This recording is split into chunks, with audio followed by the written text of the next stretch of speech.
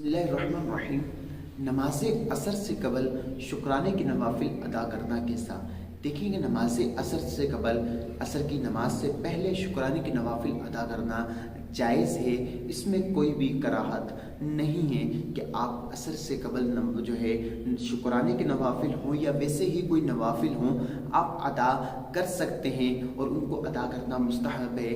बाज़ लोग ये कहते हैं कि जैसे ही असर की नमाज का वक्त शुरू हो गया तो अब इस दौरान कोई भी नफिल वगैरह अदा नहीं कर सकते।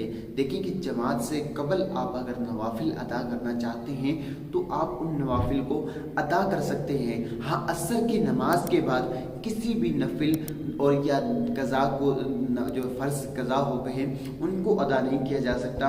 उसके अलावा नमाज से कबल नवाफिल को भी अदा किया जा सकता है और जो नमाज कज़ा हो गई है उसको भी अदा किया जा सकता है। अल्लाह ताला मुझे और आपको दीनी मतीन पर चलने की तौफीक अता फरमाए और दीनी मसाइल सीख कर उन पर अमल करने की तौफीक अता फरमाए। आमीन बिजाहि नबी आमीन।